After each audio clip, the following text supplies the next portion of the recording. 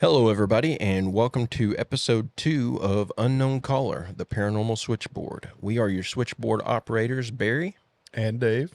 Today, we're going to bring you multiple stories from viewers who are calling in to share their personal paranormal experiences. First up, caller number 1. Let's get after it. Let's get it. Yeah, well, the story is kind of it's an old one. Like I used to be like a teenager, like about 16, 17 years old. Um, we were just starting to drive. We had just got our licenses, and one of the things we liked as when we didn't know what to do was actually just to drive around and just fool around in the car, that type of thing. Right. Um, So we get to so near where I live, there's an island. It's a small island, and we used to go and do the tour, and just drive around. And one day, we're driving, and we usually do that at night. So we have this car that's coming awfully fast, and mind you, we're driving like normal or a little bit higher speed, um, and it's picking up on us, and we're like, okay, nothing strange too much there, but all of a sudden it gets to us, and maybe I don't know, 100 meters away from us, and we're kind of laughing it off, and eventually we all look at the front, and then we just turn back and the car disappeared, and we're like, well, that's strange, and we didn't make too much of it because we're like, it must have turned somewhere else, and so on and so forth, So we talk about it a little bit. It's funny, and that's the end of it. We So, come back on the next day. Yeah, go ahead. I was just going to ask real quick. So this happened at night? Yeah, So you're yeah, seeing the headlights of this car and then they disappeared? yes, yeah, like in the movies, Yeah, yeah. That's It a was, it was that's a really little like in the bigger movies. that's a little bigger of a deal than just seeing a car in the middle of the day and then it just makes a turn, because you would see those headlights even if it turned off. So that's pretty fascinating. Exactly. So I mean, and again, it's the first time we don't make too much of it. But we come back the next day and we do the same thing. Like I said, it was like their national sport or something. Um, and we get in, and there's the car again. Obviously, we don't know if it's the same car. We have no freaking clue. Um, so picks up on us again, and we're like, hey, like yesterday. And again, at some point, for some reason, like it just disappears. And we're like, okay, this is like way too strange. So we go, well, we're rational people. So we're like, okay, you know what? Let's just go back. He must be turning in a road or something we don't see. But the place we're like a place where there's not a lot of houses. There's not a lot of places you can actually turn because we can count them on one hand. So we find that even stranger because we're like, where can that goddamn car go? So so it stays like that a little bit. That now we're getting a little bit more. I wouldn't say concerned. Obviously, we're teenagers, so we like that stuff.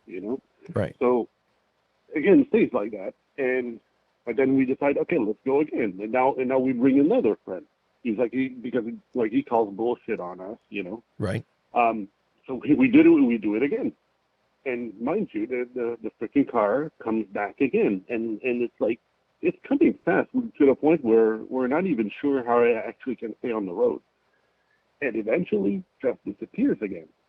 And so this happened, I would say, at least 5 to 6 times. Wow.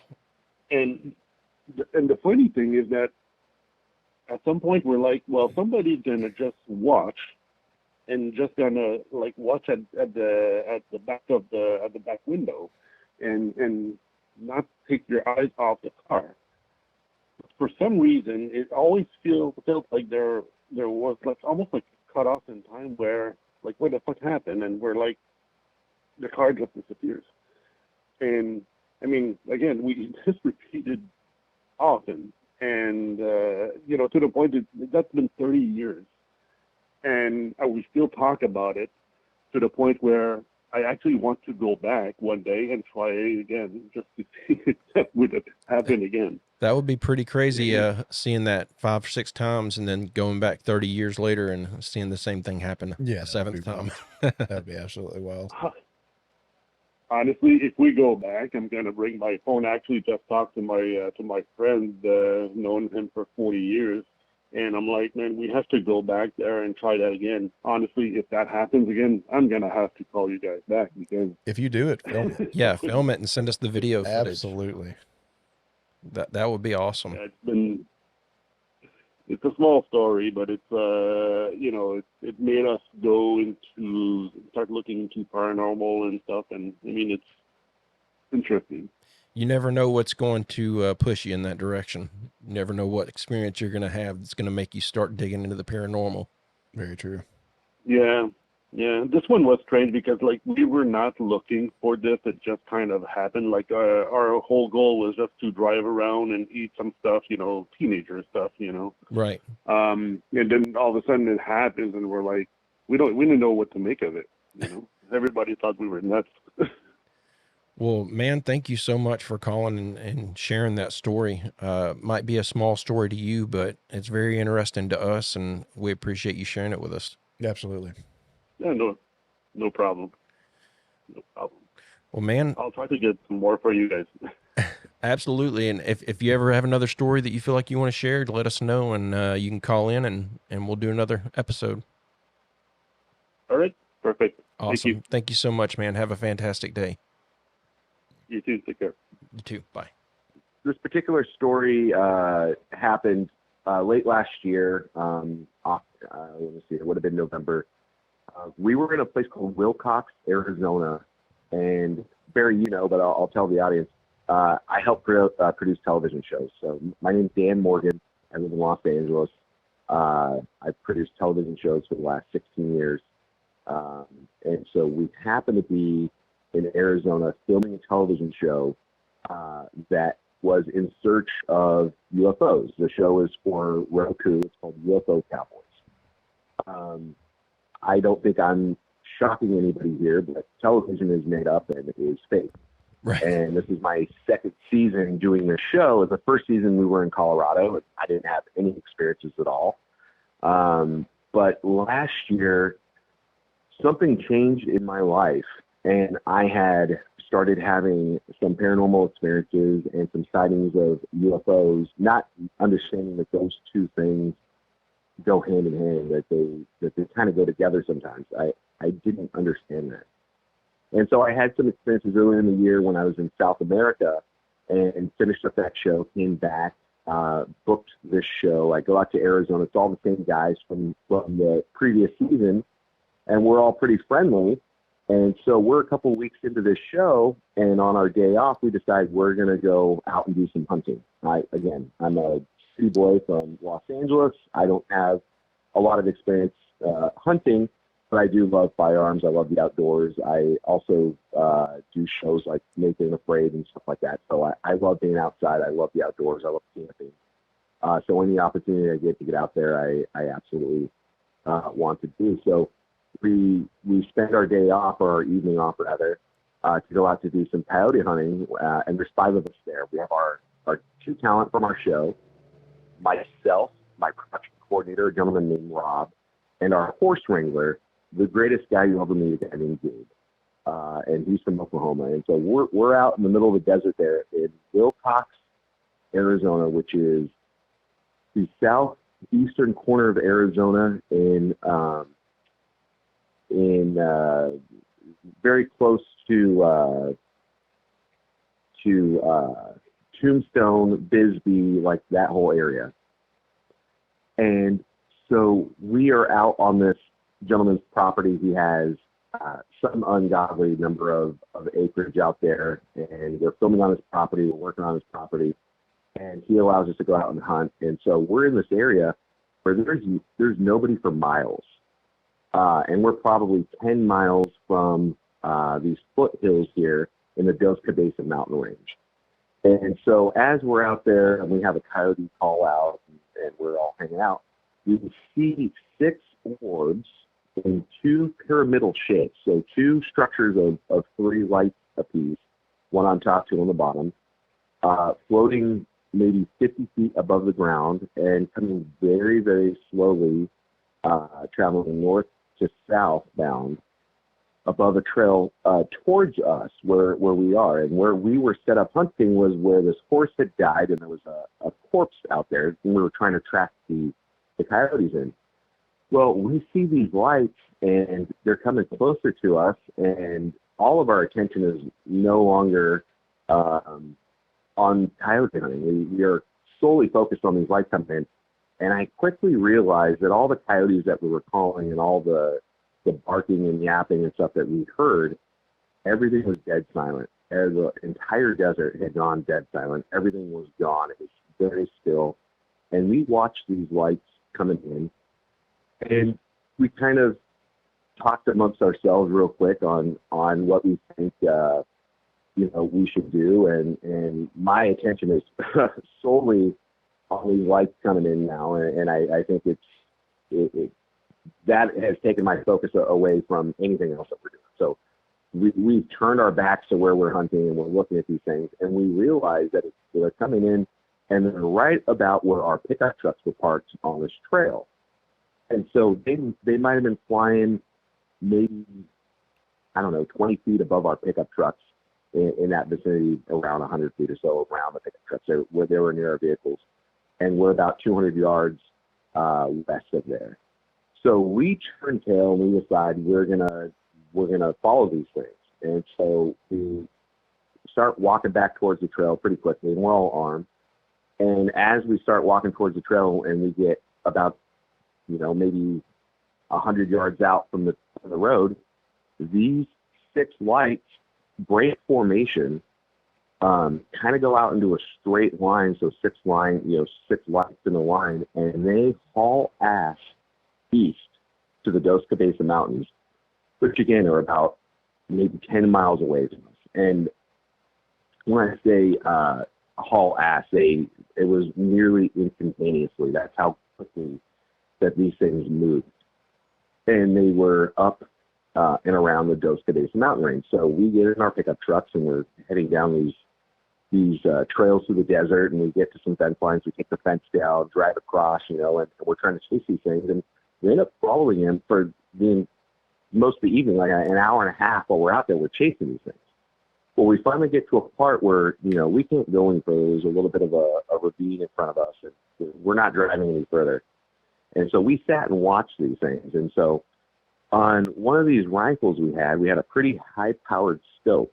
And so we were using that scope to get a view of these objects, these lights that were, dancing in the mountain range there. And they would appear, some of them would appear, and some would disappear. And then some would just appear and then haul ass moving south to north and then disappear again. And then turn 90 degrees and then coming right towards us. You can see that in the video there. And so we were out there in total for about an hour and a half watching these things. And so none of us could make heads or tails of what we were watching.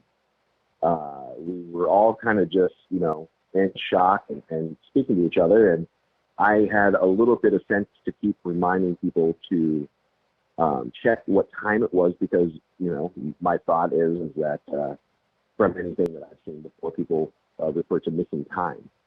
So in the video, you'll hear me ask my buddies there, what time is it, to kind of keep track of the time, because my fear was that after witnessing this, that we might have some missing time. But all in all, I'll try to explain my best what we saw there with our own eyes and through that high-powered scope.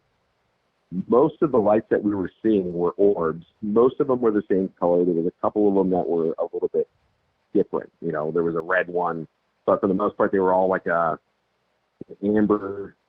greenish amber color to the naked eye.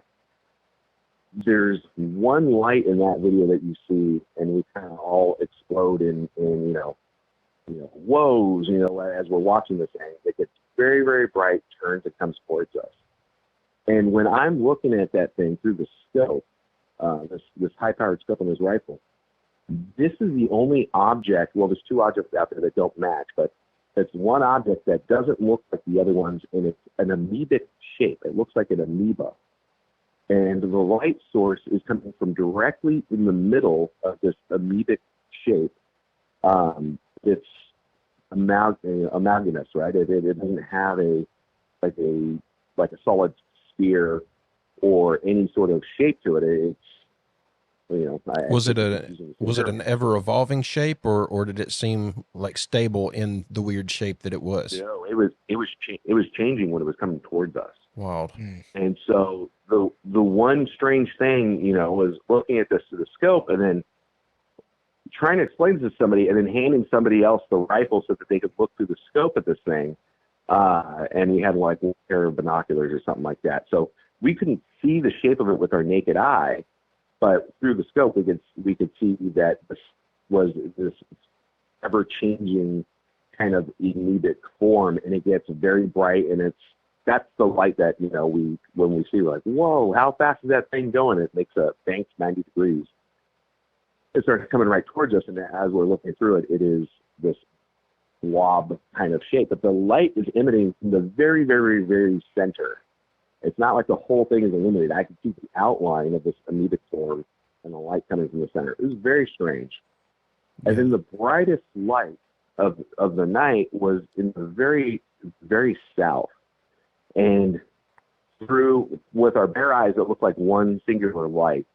And again, when we used the scope and we dialed the scope in, I could see 3 lights that were right next to each other, concentric circles that were attached to some sort of form that I couldn't tell because it was quite dark out there. But it was a solid object. So the best way that I could describe was that I was looking at 3 lights that appeared to be like porthole style windows in some type of craft. And this was also one of the highest lights in elevation. And this is away from the mountain range. So at this point, you know, I'm no longer looking at the Dos Cabezas. I'm looking south. This is probably south, you know, a good ways across the highway. But I'm looking at 3 concentric circles, again, that appear to be porthole windows or lights that are attached to a solid object. And that is the only solid object that we saw there that night. Unfortunately, it doesn't come up in the video well because we're using iPhones. I did try to put the lens of my iPhone behind the scope of the rifle, but if anyone's ever tried to attempt that with a pair of binoculars or anything like that, it's very difficult to do in calm times, and especially when we're all very excited and running through the desert there, it was damn near impossible. Well, I personally found some of your video footage very intriguing, so it's better quality than I think you might feel like. Well, you're the first person to tell me that, other than the gentleman that saw it with me that evening. Everybody else, when I went home for Christmas that year and showed my family, I kind of got some shoulder shrugs and not in disbelief, but there was not enough there for them to get excited about. Well, I personally find it pretty interesting, yeah, and I'll be putting it in the video for others to make their mind up on. But yeah, I think that's one of the things that makes your story so interesting to me, is that you've got that evidence there to back up your claim. And you know, I have a map of the event that I drew out as well. I'll send that over to you. Maybe you can put that in there so you can kind of absolutely. get an idea. That'd be awesome. Yeah. And so we were out there for an hour and a half. We finally leave. The sky's kind of clear, and we leave. And we go into town, and we meet up with the rest of the team because we're out there with the crew filming a TV show. And we have some drinks, and we're chatting with these guys. And I spent maybe a half hour at that bar. And I turned around and drove right back out to the Dos Cabezas Mountains with Mermaid Ginger. Yeah, from Discord. She came with me. So awesome. We drove back out to the Dos Cabezas mountain range because she was not with us. I went and grabbed her. We were at the bar. We were talking to the rest of our crew.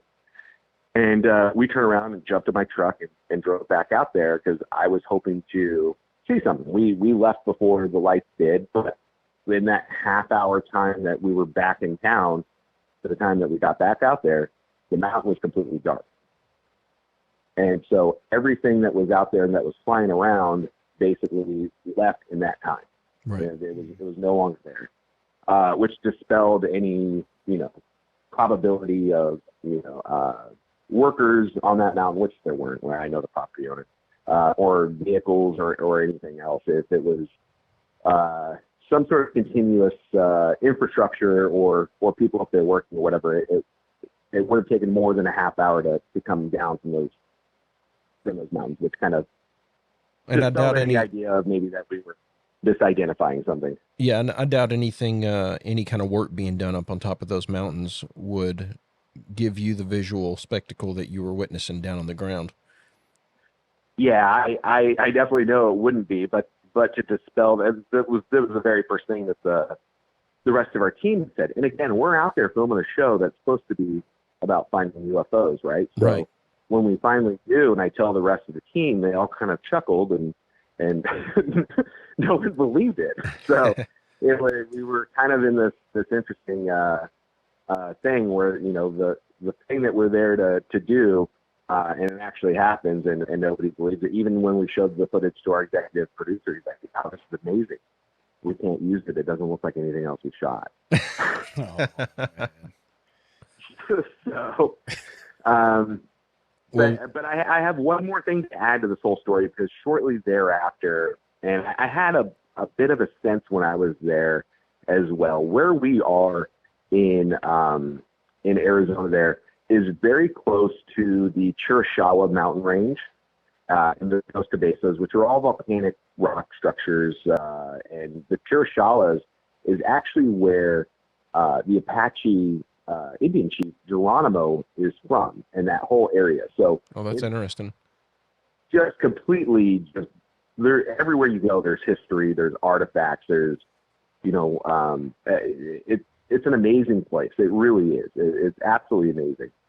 And it's in the Dragoon Valley area as well. So you have to the south you have Tombstone and all the history there, of course, but then you have all the history of the Apaches that were at war with Mexico and the American cavalry and army at that time, all that stuff. There's been legends about Geronimo for hundreds of years at this point, or whatever, right? Where his people would say that he had knowledge of the future, that he could walk into the cracks of a mountain and travel hundreds of miles away. And these are stories and legends that have always existed about Geronimo. And Geronimo is a very interesting character in history because he turns himself into to the United States. He's put on parade at Teddy Roosevelt's inauguration. He dies. I think he's buried at Stillwater, and then his skull is stolen. And his skull is stolen by none other than Skull and Bones at Yale. The famous photos at Yale, all those photos are taken with the skull of Geronimo. Whoa. So there's something very mystical and magical about Geronimo specifically, but more specifically that area. And I think that whatever we were witnessing that night was drawn to that area because there in Arizona, there's legends of vortexes in the mountains and all these, stories about these energized places. Well, one of my very last days when I was there, and we were there for, quite a while, but one of my very last days there, I happened to pull out a map and I draw a line from Sedona, Arizona, which is famous for these vortexes, right? It's a very hippie place in Arizona, and right now it's a lot of rich Californians that go and play golf and go get healing crystals and whatnot, but they're famous because they have these very energized mountain ranges and these vortexes. And then you have the Dos Cabezas and Chiricahua mountain range, and right smack dab in the middle, if you draw a line between those two places, is the Superstition mountain range. And the Superstition mountain range is where the Lost Dutchman mine is. People go missing all the time in that place. It is very mystical and very scary. I did another show in 2017 where we hiked all through the Superstitions looking for the Lost Dutchman mine, a show called Lost Gold for Travel Channel. And so I had been to all these places, and finally when I was in, Wilcox near the Dos Cabezas and Chiricahua, I kind of put this together, and if there is something here that allowed Geronimo to, travel through these vortexes, there's stories of people using, slipping in between pieces of granite and going into a mountain, that type of thing. Like, you Right. hear all these stories and legends that if there is something there, there's something that has to do with those three mountains, the ones in Sedona, the Superstitions outside of was that Mesa area, and then down in Chiricahua and Dos Cabezas. And the Chiricahua Dos Cabezas is a fault line. They actually meld together. They're two mountains that kind of come together. And so I think that there's something very particular about that area. When I talk to law enforcement in Wilcox, I talked to was it Cochise County Sheriff, and I talked to local PD. They mentioned that in the Dos Cabezas specifically, people go missing all of the time. And they had all sorts of stories about, car accidents out, on the other side of the Dos Cabeza, and they, car crashes, flips over, whatever, and then the people are just gone. Wow. Not that they're like, running drug smugglers and are taking off, that, witnesses saw a woman get out, whatever, and then that person just disappears. And so I had lots of interesting conversations with law enforcement. And again, we were there for a couple of months, so I was able to build a rapport. These aren't people that are just trying to tell a story or, get some sort of, shock or kick out of this. This is, law enforcement that I had, lunches and dinners with them and their wives, and, Right. that kind of thing. So, Well, that's absolutely fascinating, man. This makes me think of Stargates. Yeah. I do think that there's something there that it's has something to do with these mountain formations, these rocks. It must pull some sort of either energy or open some sort of vortex or portal or something. That's the only thing that I would be able to wrap my head around what might be so potent about these particular mountain ranges, and what would bring some sort of craft there. And my guys and I are all kind of at odds about what we think we saw. My good friend Gabe, 100% said we were not supposed to see this. This is spiritual. This is demonic. Like we need to get out of here. And so a couple of the other guys were like, well, this is obviously extraterrestrial. Some people are thinking it's ultra terrestrial, and some of us think that they're demonic spirits. And the more that I have seen and experienced, the more questions I have. It hasn't answered anything. It's actually caused me to question much, much more. Boy, I can relate to that. Man, what a name for a mountain range, though. Superstition Mountain Range. Is that what you said? Oh yeah. If you haven't ever looked it up, it's they don't look like a lot, but they are quite intimidating, and people go missing in there constantly. And when I say missing, they'll find that person maybe like years later, 10 feet off the trail. Oh, So yeah. people have been walking by supposedly, and they weren't there, and then their body turns up, their remains turns up, a year later, 10 feet off the trail. It's That a very happens. strange story. That happens over and over again with the missing 401 cases from David Pilates. I don't know if you're familiar with his work. Quite familiar. Yeah, but that seems to be a common occurrence, is people, a spot being searched repeatedly, and then a significant amount of time passes, and then they discover the remains of someone where they've already marked, we've searched here multiple times, multiple different, search parties have searched here, and no one's discovered anything, and then they just appear. Yeah. You hear stories about that, like the Appalachian Trail as well. It happens.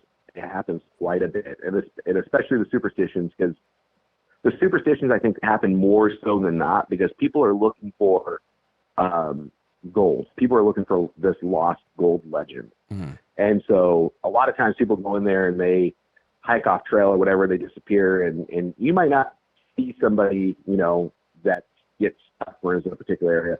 But the ones that are the make my blood run cold are the stories of, hey, we have been by this trail, how many times, and we found these remains, and it still has the guy's ID on it. They know who it is, but yeah, it's almost as if that body vanished, that person vanished, and then just reappeared as a corpse.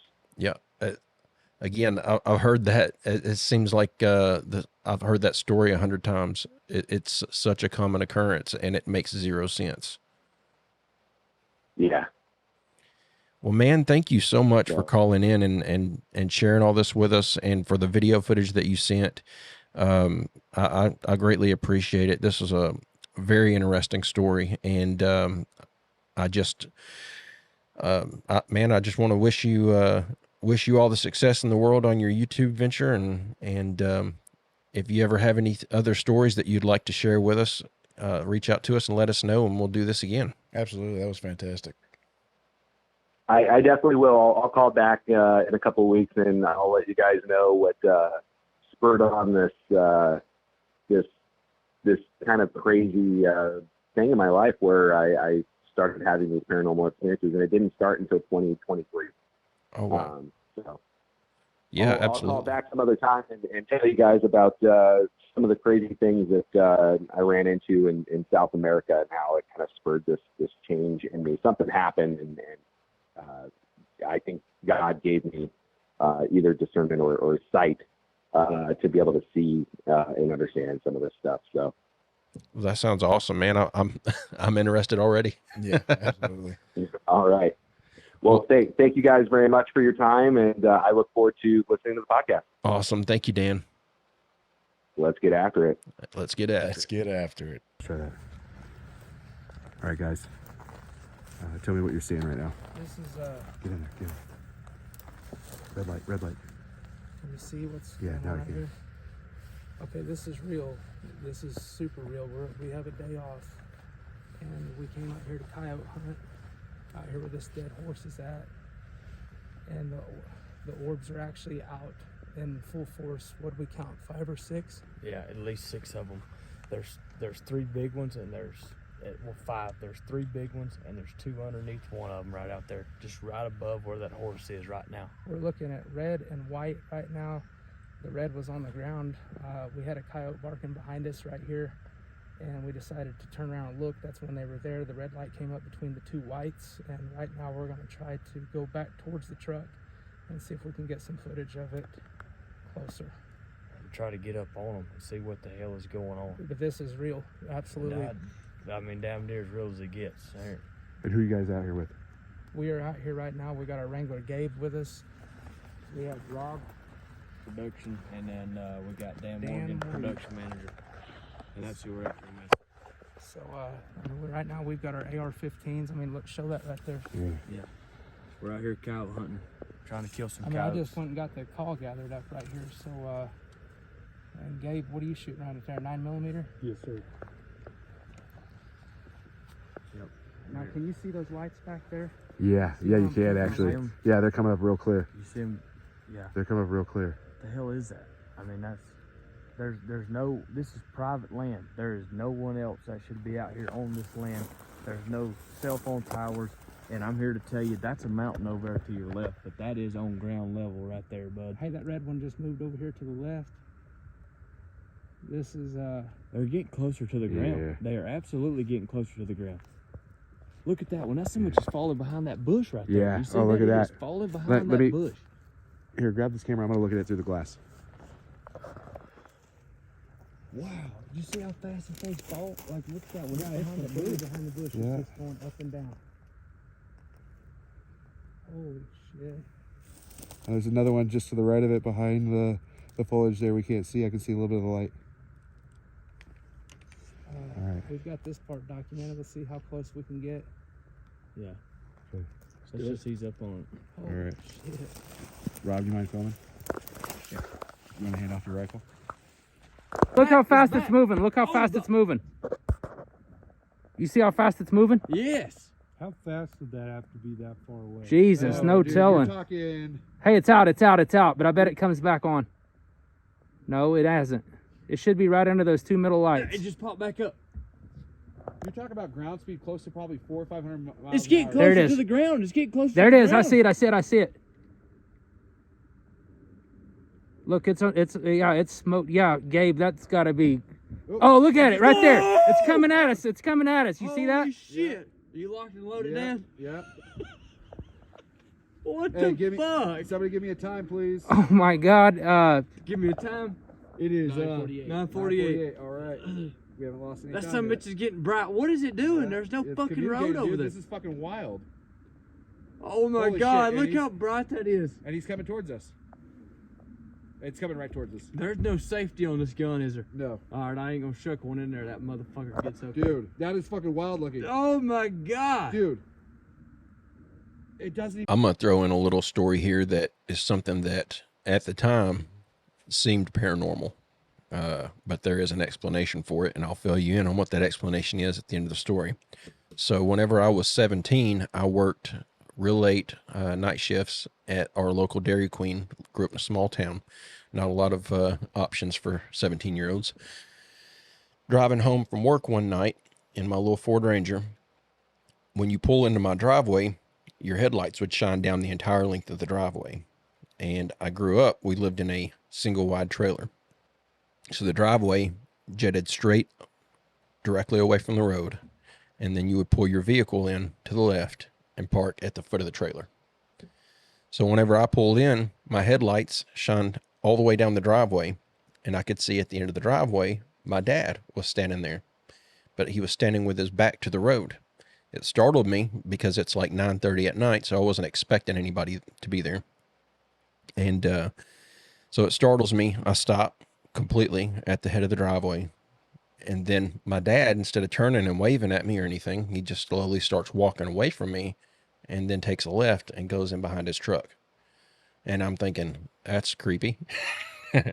So I go ahead and mosey on down the driveway in my truck, pull up to the left, park at the foot of the trailer like I always do. I get out and I holler out, "Dad, what are you doing out here?" No response. So I'm thinking, all right, he's probably out here trying to mess with me. So I get down on my knees and I look under the vehicles and I can see his feet all the way on the other side. So there's my truck, my mother's van, and then my dad's truck. And he's on the other side of his truck, hiding behind one of the wheel wells. I can just see the edge of his left boot sticking out from behind the tire. And so I said, "Dad, I can see your feet." I watched his boot move over. And I thought, all right, he's just messing with me. He's just trying to creep me out. Then I see our dog, Cassie. And she comes up to us. And I start petting on her. And I realize she's got her tail between her legs. Like something's wrong. So I start getting the heebie-jeebies. I was like, all right, you're going to keep messing with me. I'm starting to get freaked out. I'm going in the house. So I walk up the front porch, get to the front door. It's locked. Stick my key in it, open it up, walk in. And while this is all going on, I'm carrying a big gulp because I worked at the gas station. I got free drinks. So this thing is full. Walk in, turn around, close the door, look to the right. My dad's laying in the recliner in his underwear, sound asleep. Oh, no. Freaked me out so bad, I dropped my big gulp and it exploded all over the living room. I start freaking out. I start screaming, "Dad, Dad." He jumps up. "What's going on?" All red-eyed. I said, "There's somebody outside around the cars. I thought it was you." And so he jumps up, runs in his room, grabs his handgun, runs out the back door, starts running around the vehicles. Oh, man. Dude, there was nobody there. It's But a little creepy. here's the explanation. Here's what I think was going on. I think I caught someone trying to steal from us. Probably. The next morning, we go outside to get on the four-wheeler, and somebody had stuck a screwdriver in the ignition switch and trying to start it with a screwdriver and jacked it up. We had to replace the ignition on the four-wheeler. I think I Man. caught someone trying to steal from us in the act, and I just happened to think it was my dad. They just look similar. Yeah. Yeah. Oh, But, crackhead ghost. yeah. Creep me out because I don't know if you ever seen where I grew up, but it's out in the middle of nowhere. So somebody was there. They were there on foot. Yeah, lucky you didn't stick that screwdriver in your neck. Yeah. So there was a what I thought at the time was a paranormal experience until the next morning. Yeah. I got one. All right, let's hear it. This is when I was like maybe between 7 and 9 probably. And my brother. So I don't know if we had saw it on a movie, the thing where you stand in front of a mirror with the lights out and you turn around 3 times and you say whatever it is 3 Like times. Bloody Mary or Bloody Mary or murder or whatever it was Right. at the time. So we had heard about that. It was probably my sister telling us about it because she was really big and liked all the mystery thriller, spooky stuff at the time. Right. Constantly reading like Dean Koontz and things like that. So we go into our bathroom and we're like, we're gonna do that. We're gonna do that. So we cut off the lights and we're right here at like the little sink. There's a mirror right in front of it, and like over here to the right, there's like the toilet, the bathtub, everything else in the bathroom. Cut off the lights. We start spinning around and saying it, and the second we say the third time, the shower curtains and the shower rod and everything just slams to the ground. Scared the hell out of us. I would imagine so. Scared us so bad we were screaming, crying, ran out of the bathroom. You're like 8. Yeah, yeah. And I've never been big into like the ghosts and things like that. I didn't. That's the only time that I've really had something I've never been able to explain. Yeah, it would have been different because we were right beside each other, like touching each other. Yeah, it'd been different if like he had snuck off over there and yanked it down, but we were like 10 feet away from it. He couldn't. We were little. He didn't have the arm's length to do that. Yeah. So the second it hit it, that last turn and that last time we said it, it sounded like it like came crashing down, like not just got dropped, like it was like something just jerked it down. Jerked it down. Yeah. Like the whole rod, the curtains, everything to the ground. And that was. And who all was in the bathroom? Just me and him. Just me and him. So it's not like he reached over and thought, "I'm going to scare the heck out of Dave." Yeah, exactly. That's what I was. That's what I would think would be the thing. Man, that's like crazy. I said, we were touching. Yeah. We were like, I don't know if we were like back to back or side to side, but we were sitting there together spinning. Yeah. And right in front of the mirror, which is against this wall, and that bathtub and everything's on the other far side of the room. That's the only thing that's ever happened to me where I had no explanation. Well, I don't know. I've got a story that will blow your mind, but I've got to be very careful in how I tell it because this is all personally verified. But this has all happened to a family member of mine, who is a family member that was married into the family and no longer is married in. But that's all I'll say. I don't want to go into detail about who it is because it's not my story to share. For them personally, but I will go through the details of it and just leave their name out. So I have a relative who is female, who is older than I am, but when she was a little girl, her grandmother, this is stories that I've heard from other family members telling me about this stuff because she doesn't talk about it. But I have seen the evidence myself. When she was a little girl, she had a grandmother who she just could not get along with. This grandmother passed away while she was little. She was around 7, 8 years old. After the funeral, all of the family gathered at her and her mother's house, and they were all eating and talking about her grandmother who had just passed. Pretty heavy topics of conversation for someone who's around 7 or 8 years old, so they told her to go outside and play. She had just gotten a new bicycle with training wheels on it. Their house sat at the top of a hill and had a long paved driveway that went down to the road. I can see where this is going. I bet you don't. Yeah? Yeah. So to the left of the property was a tree line. On the right was a large hedgerow that was tall enough that if a grown man was standing on the other side of it, you wouldn't be able to see him. All right. And so the road went parallel with the front of their house. So she's riding her bike down the hill and then getting off and pushing it back up to the top. And she's doing this over and over and over again. While she's going down the hill, at one point, she looks over the hedgerow. Well, the hedgerow is also going downhill. So when you're at the top of the hill, you can see over the bottom of the hedge and see the road as it continues on. So she sees, walking up the road on the sidewalk towards her, some old lady. So she rides her bike down the hill, gets off, starts pushing it back up. She gets up to the top of the hill and looks out. The lady's closer. She's still walking that way. She's almost at the foot of the hedgerow. As she's going down the hill, she's about halfway down the hill on her bicycle, and the old woman passes the hedgerow. And that's when she realizes it's her grandmother who just died.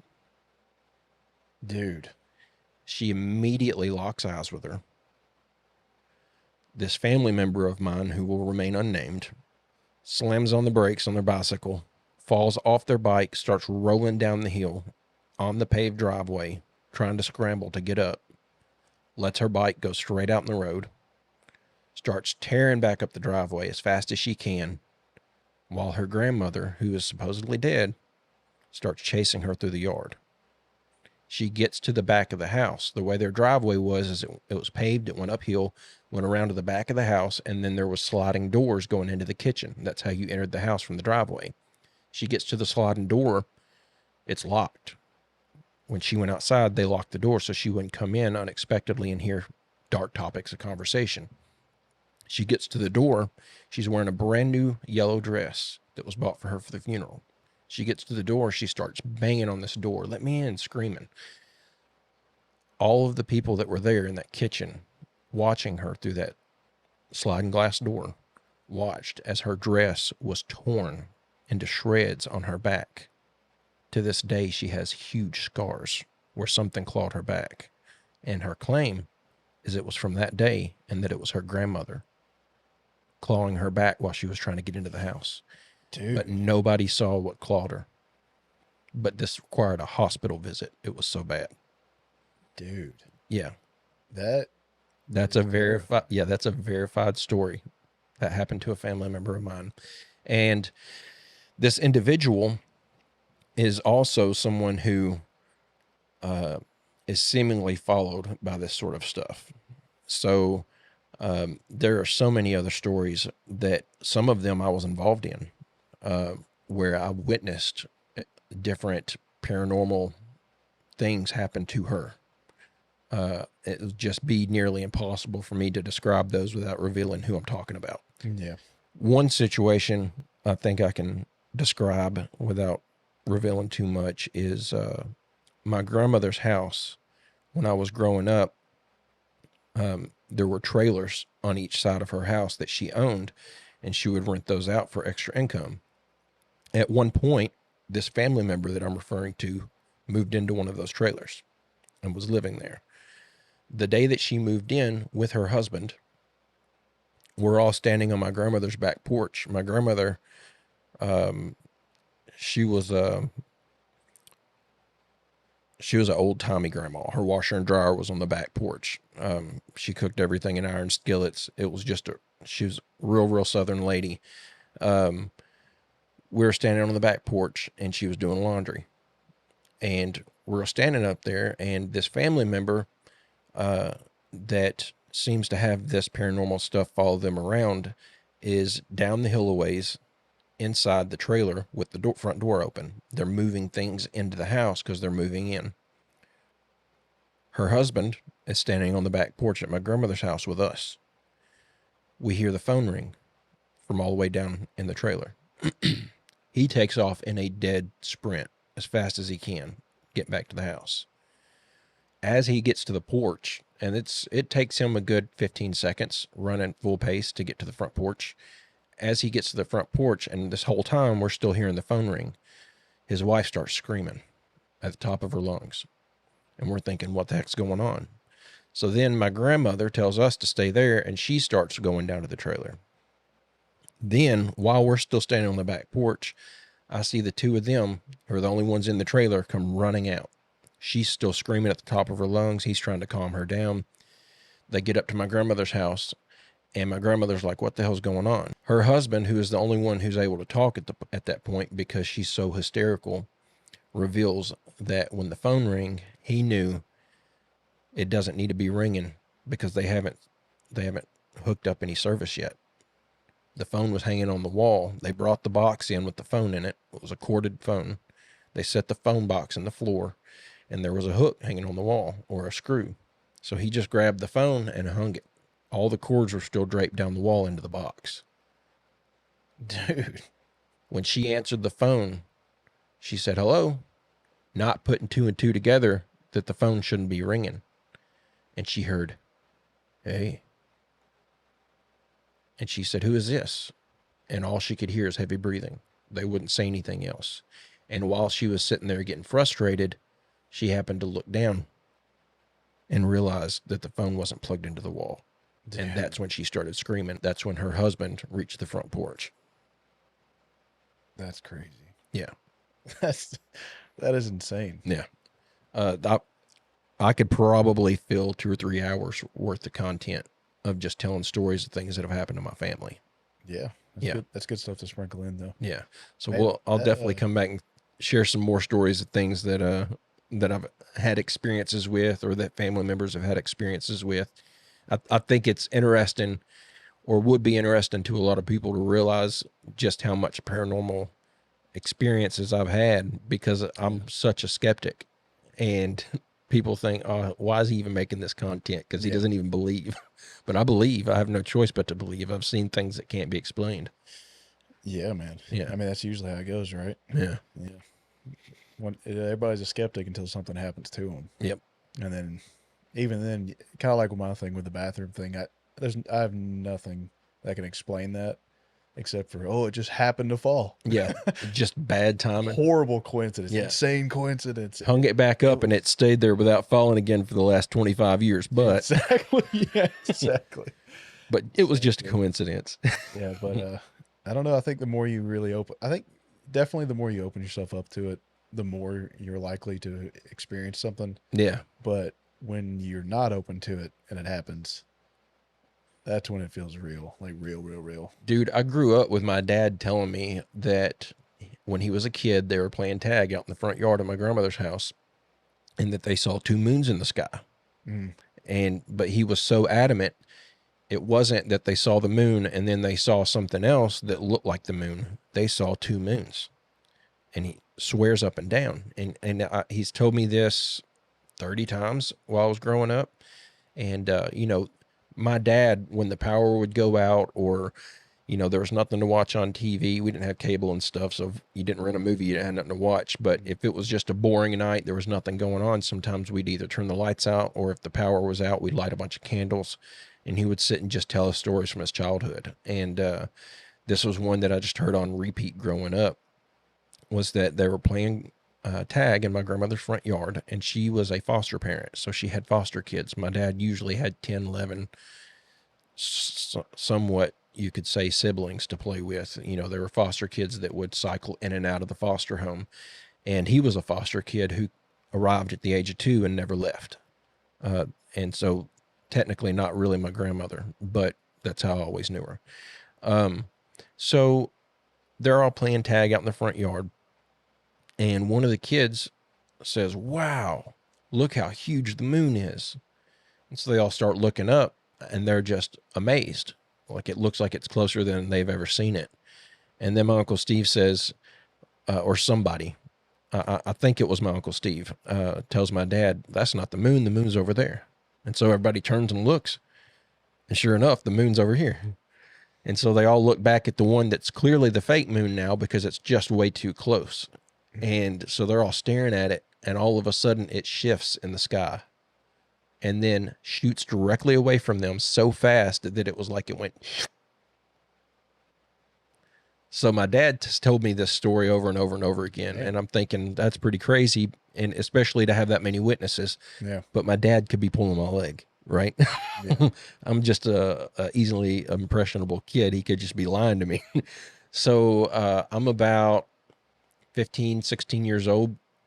And my dad did this thing where he took me around to all of his friends' house and said, "Hey, you got some work that needs to be done. My son's trying to earn money. He's saving up for a truck."